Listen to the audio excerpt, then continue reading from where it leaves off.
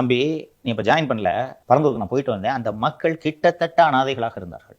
ஊரை பூரா அடிச்சிருவாங்க, ஒருத்தர் உள்ள போக முடியாது, எவன் போனாலும் கேஸ்.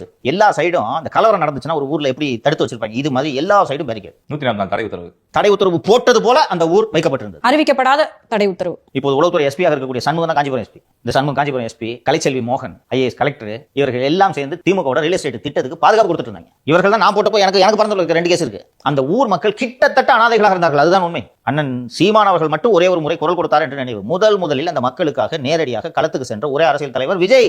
இன்னைக்கு விவசாயிகளுக்காக முதலை கண்ணீரை வெடிக்கும் சண்முகம் அப்போது ஏன் செல்லவில்லை? விவசாயிகள் பாதுகாப்பு முன்னணி வைத்திருக்கல அந்த தலைவர்கள் ஏன் பரந்தூருக்கு செல்லவில்லை? இன்னைக்கு ஒரு கணக்கு எடுக்கிறாங்க, மாணவர்கள் போராட்டம் பண்ணக்கூடாதுன்னு ஒரு தலைமைச் செயலாளர் அறிக்கை விட்டார்னு அவர் பதவி நீக்கம் பண்ணலன்னா ஆட்சியை கவுத்துருவோன்ட்டு மிரட்டுறீங்களே. திருவண்ணாமலையில வேலுவின் நிலத்துக்காக, சிப்காட்டுக்கு அரசு எடுத்த நிலத்துக்காக 8 விவசாயிகளை குண்டர் சட்டத்தில் அடைத்தாரே ஒரு கலெக்டர். அந்த கலெக்டர் பதவி நீக்கம் செய்யணும்னு கேட்டாங்க அந்த கம்யூனிஸ்டுகள். என்னப்பா நியாயம் இது? ஒரு விவசாயி போராடுறான், அவனை குண்டாஸ்ல போடுறாங்கப்பா.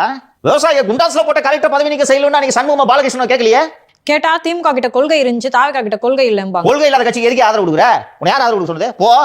கலைச்செல்வன் சொல்றாரு, இன்னைக்கு வந்து நீங்க ஆட்சியை கவுத்துருவீங்க. நாங்க முக்கியமா அந்த அதிகாரி முக்கியமா? என்ன வார்த்தை இது? ஒரு கலெக்டர் தான் குண்டர் டிடென்ஷன்ல சைன் பண்ணது. எதிர்ப்பு கிளம்பியதும் 3வது நாள் அந்த குண்டர் சட்டத்தை வாபஸ் வாங்கினீர்கள் அல்லவா? அப்ப அந்த கலெக்டர் பதவி நீக்கம் பண்ணணும்னு ஏன் சிபிஎம் கேட்கல? இன்னைக்கு பரந்தூர் மக்களுக்காக நீலி கண்ணீர் வடிக்கிறீங்க. இந்த திமுக நண்பர்கள் ஒரு சுற்றுச்சூழல் ஃப்ராட் அமைப்பு ஒன்று இருக்குது. போனாங்களா ஒரு நாளாவது? இன்னைக்கு வந்து தாவக அரசுக்கு நன்றின்றீங்க. அன்னைக்கு போனீங்களா? எதுக்கு நீங்க அமைப்பு நடத்துறீங்க? பூலக நண்பர்கள் இதான வேலை உங்களுக்கு?